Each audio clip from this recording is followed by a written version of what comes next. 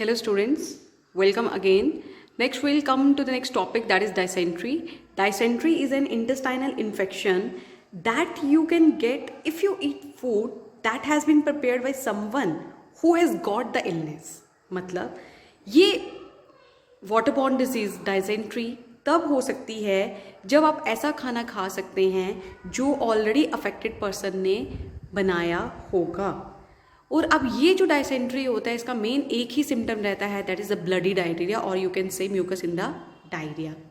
दो तरह की ये डायसेंट्री होती है, first is your amoebic dysentery and second is your bacillary dysentery.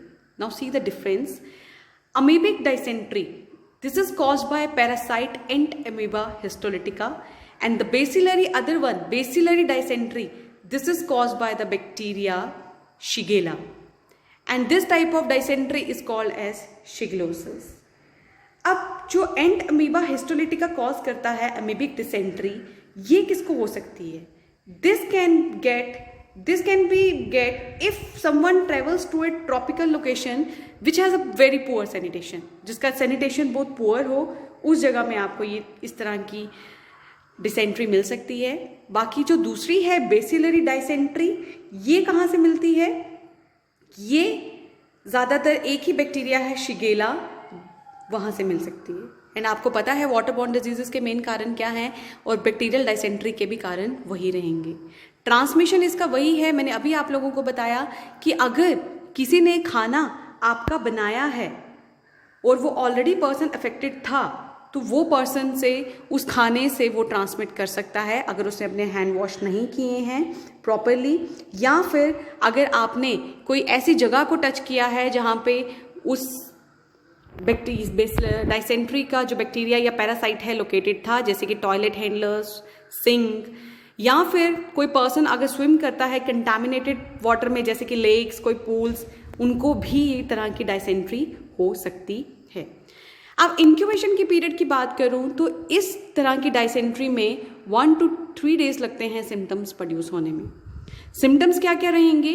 Diarrhoea with Bailey cramps, मैंने आपको ऑलरेडी बताया कि इसमें ज़्यादातर ब्लडी डायरिया रहता है, means blood in the diarrhoea, means red colour का आपको दिखेगा डायरिया।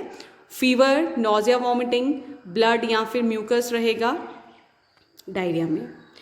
अगर ये सारे सिम्टम्स थे आपके बेसिलरी डायसेंट्री के, अगर अमीबिक डायसेंट्री होगी तो ज़्यादातर सिम्टम्स प्रोड्यूस नहीं करती, और अगर कोई बीमार फील कर रहा है तो 2 से 4 हफ्ते में वो इन्फेक्ट होकर सिम्टम्स बता सकता है, जैसे कि नोजिया, डायरिया, बेली क्रैम्प्स, वेट लॉस, फीवर, इस तरह के सोलन लिवर, इस तरह के उसको सिम्टम्स नज़र आएंगे।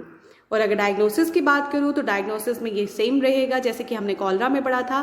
लैब टेक्नीशियन हमारा सैंपल लेगा स्टूल का और उसको माइक्रोस्कोप के नीचे जब देखेगा तो इस तरह के आपके जो पैरासाइट या फिर बैक्टीरिया है इस तरह के पाए जाएंगे।